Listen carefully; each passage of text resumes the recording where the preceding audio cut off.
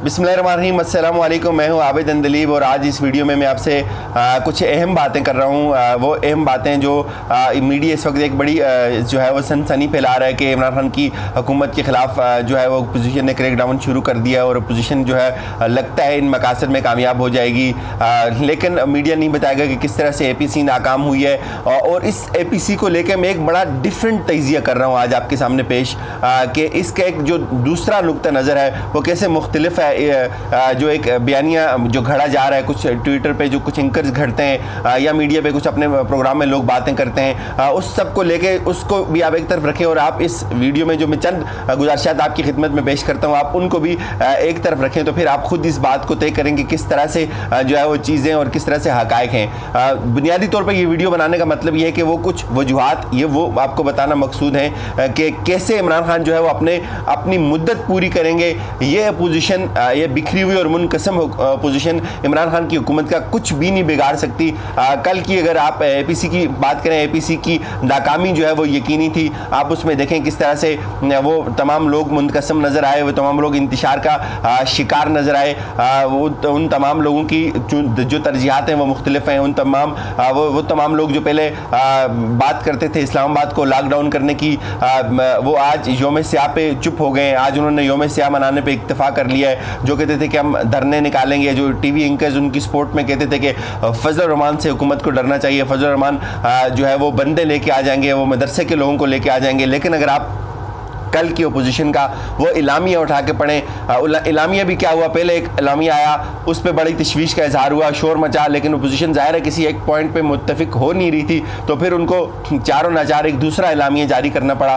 उस दूसरी इलामिया को भी आप देखें, उसमें भी मुखालफत की। कल मैंने वीडियो की थी भट्टी साहब के साथ। वो अपोजिशन इस वक्त बड़ी खाइफ है उस कर्जा कमीशन से जिसका क़याम इमरान खान ने अमल में लाया हुआ, और फिर ख़ास तौर पर हुसैन असगर साहब की उस अपॉइंटमेंट से अपोजिशन को बड़े शदीद तहफ़्फ़ुज़ात हैं। वो महसूस कर रहे हैं इस ख़तरे को कि ये जो बंदा इन्होंने अपॉइंट किया ये बड़ा बेबाक और नडर किस्म का बंदा है। फिर आप उस इलामिया में उन्होंने आसिफ जरदारी और नवाज शरीफ की बात की कि उनको जो है वो तहफ़्फ़ुज़ मिलना चाहिए। इसके अलावा कुछ भी नहीं था, सिर्फ़ और सिर्फ अवाम की बात इस हद तक है कि अवाम का कंधा इस्तेमाल करके ये इमरान खान की हुकूमत के ख़िलाफ़ जो साजिश करने की कोशिश करते हैं उसमें नाकाम हुए। तो मैं आपको वो उन वजूहात पे आता हूँ बग़ैर किसी तफसील के कि किस तरह से हुकूमत जो है वो अपोजिशन जो है वो हुकूमत को गिराने की जो तहरीक अगर वो चलाना चाहती है तो उसमें वो हमेशा तकसीम का शिकार रहेगी। दो तरह की अपोजिशन है इस वक्त, अगर आप इस बात को समझने की कोशिश करें थोड़ा तसल्ली से। एक अपोजिशन वो है जो जिसको पार्लिमानी अपोजिशन कहते हैं, जो इलेक्शन जीती हुई है, वो लोग जो इलेक्शन जीत के जो है वो पार्लियामेंट में आए हुए हैं। बजाय तो ये पार्टीज़ आपको लगती हैं पीपल्स पार्टी भी जैसे अपोजिशन में, या नून लीग भी, लेकिन ऐसा नहीं है। नून लीग के अंदर दो तरह के ग्रुप्स हैं, इसी तरह पीपल्स पार्टी के अंदर दो तरह की सोच रखने वाले लोग हैं। फजल रहमान खुद हारे हुए हैं, लेकिन उनकी जो MMA है या उनकी अपनी पार्टी है, MMA का मतलब था जमात इस्लामी भी उसमें शामिल थी और 5 जमातें थी, लेकिन इस वक्त जमात इस्लामी उनके इस बात पे उनसे मुत्तफिक नहीं है, वो अलग बैठी हुई है। तो एक पार्लिमानी जमहूरियत है, जो लोग इलेक्शन जीते हुए हैं, पार्लिमानी अपोजिशन है, और जो एक है गैर पार्लिमानी अपोजिशन जो इलेक्शन हारे हुए हैं, जिनमें फजल रहमान है, जिनमें मरीम नवाज़ है। मरीम नवाज़ ने तो खैर कंटेस्ट नहीं किया था, लेकिन वो भी गैर पार्लिमानी अपोजिशन में आती हैं, जिस तरह से वो प्रोएक्टिव रोल अदा कर रही हैं। पार्लिमानी अपोजिशन में शहबाज शरीफ हैं, पार्लिमानी अपोजिशन में बिलावल भुट्टो जरदारी हैं, पार्लिमानी अपोजिशन में दूसरे जितने भी लोग जो पार्लियामेंट का हिस्सा हैं अपोजिशन बेंचों में बैठे हुए हैं, जो वो भी मुनकसिम हैं। तो अगर हम बात करें पीपल्स पार्टी की पार्लिमानी अपोजिशन का वो हिस्सा जो बिलावल की क़यादत में है, वो क्यों हुकूमत के ख़िलाफ़ कोई तहरीक नहीं चला सकता। इसके बाद हम नून लीग की उन बातों की तरफ आएंगे कि नून लीग क्यों नाकाम होगी अपोजिशन की को इकट्ठा करने में या इमरान खान की हुकूमत को गिराने में, किसी भी तहरीक का अमली हिस्सा बनने के इस अमल में।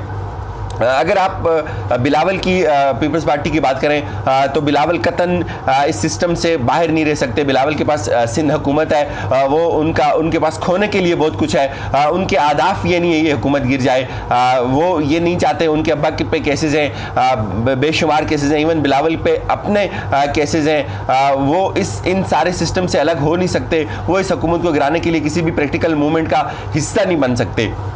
इसलिए जो पीपल्स पार्टी के मुकासद हैं वो इस सिस्टम में शरीक रहना चाहते हैं। वो सिर्फ और सिर्फ धौंस धत्कार से हुकूमत को ब्लैकमेल करने की कोशिश करेंगे। वो इस सिस्टम से बाहर नहीं रह सकते, वो इस सिस्टम को डीरेल होने की किसी भी साजिश का हिस्सा नहीं बन सकते।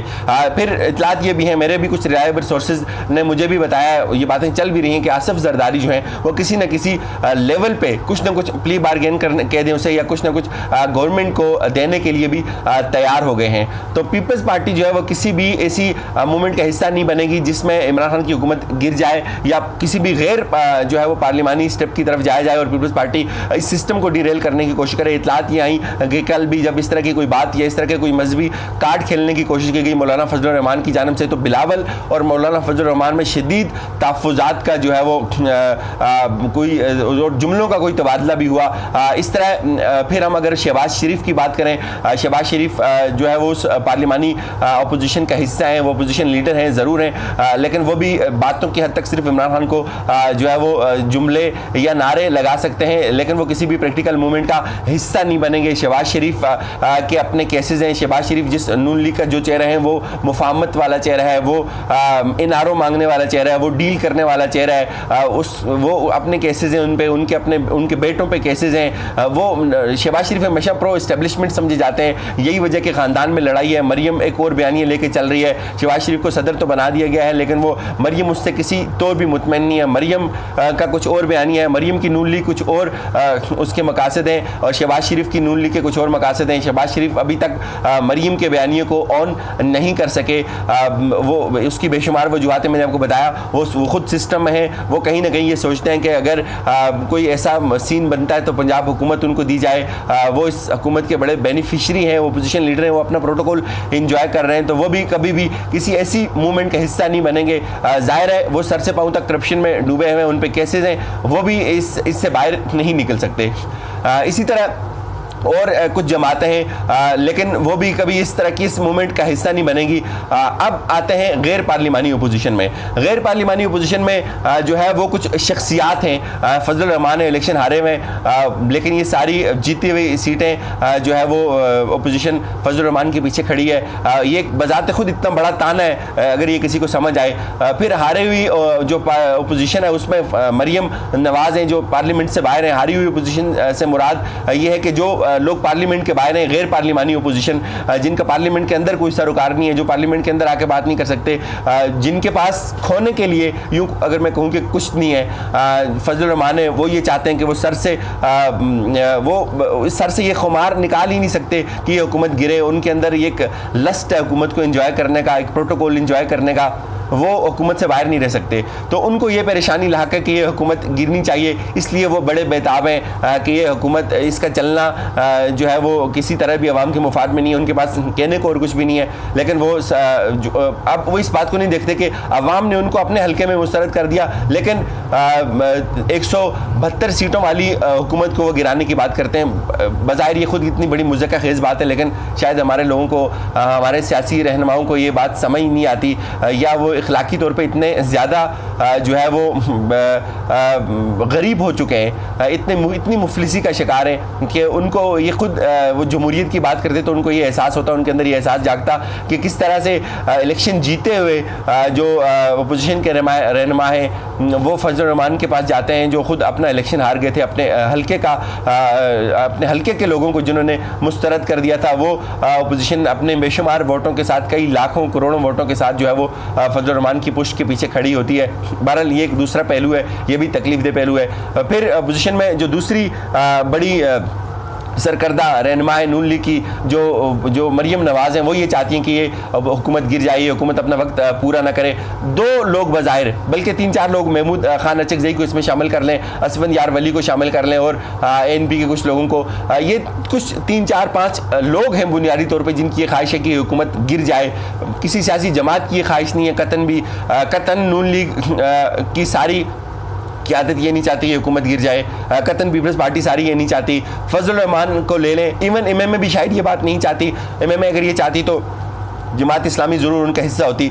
सिर्फ़ और सिर्फ फजल रहमान की ये ख्वाहिश है, मरीम नवाज़ की ये ख्वाहिश है, महमूद खान अचकज़ई की ख्वाहिश है, बिजनजो साहब की ये ख्वाहिश हो सकती है और असफंदियार वली की ये ख्वाहिश हो सकती है। ये अपोजिशन की नहीं, चंद एक लोगों की ख्वाहिश है कि ये हुकूमत गिर जाए। और फिर एक और मैं आपको बड़ा इसका एक और दूसरा पहलू बताऊं कि वो ये है कि ये सारे जो इन्होंने मुतालबात पेश किए ये पार्लियामेंट के अंदर करने की बातें हैं। इनका कभी भी किसी ऐसी मूवमेंट से कोई ताल्लुक नहीं है कि ये जो जलसों से या धरनों से ये चीज़ जो है वो मनवाई जा सके हुकूमत से। ये पार्लियामेंट के अंदर की बातें हैं, ये पार्लियामेंट के अंदर हो सकती हैं, बेहतर अंदाज में हो सकती हैं अगर अपोजिशन चाहे, बैठना चाहे और बात करना चाहे। और तीसरा एक सबसे अहम नुकता कि अपोजिशन क्यों नाकाम होगी हमेशा इमरान खान के खिलाफ, ये बड़ा इंपॉर्टेंट मरहला था अपोजिशन के पास। अगर वो अख्तर मेंगल को अपने साथ बिठा लेते, वो अख्तर मेंगल का एतमाद हासिल कर लेते, लेकिन हमने देखा कल पार्लियामेंट में, मैं खुद भी था, कि किस तरह से जो है ना अख्तर मेंगल जो है वो अपोजिशन को उन्होंने मुस्तरद कर दिया, अपोजिशन को वहाँ भी नाकामी का सामना करना पड़ा। तो बुनियादी तौर पर जमात इस्लामी और अख्तर मेंगल, अगर ये वो जमातें इनमें से कोई पार्टी इधर उधर होती है तो फिर ये टफ हो सकता है, लेकिन हमने नहीं देखा कि ये अपोजिशन जो है उस पे उनको राम करने में कामयाब हो जाएगी। तो मैं कल सिद्दीक के साथ जाते हुए ये बात कर रहा था कि अख्तर मेंगल इस वक्त जो अगर चाहे तो वो इमरान खान के जरिए पूरे बलूचिस्तान की जो है वो तकदीर बदल सकता है। ये उस पर मुनहसर है कि क्या अब वो बलूचिस्तान के मसाइल को हकीकी मानों में एड्रेस करना चाहता है या फिर वो एक हारी हुई और नाकाम अपोजिशन का हथियार बन जाएगा। बज़ाहिर तो ऐसा नहीं लगता, जैसे कल उन्होंने मुस्तरद किया अपोजिशन को, ऐसे ही उनको करना चाहिए। उनको इस वक्त इमरान खान के जरिए बलूचिस्तान की महरूमियों का अजाला करना चाहिए। इससे आइडियल पोजीशन, इससे आइडियल पॉइंट या इससे आइडियल लम्हा या वक्त उनकी ज़िंदगी में शायद इसके बाद कभी भी ना आए।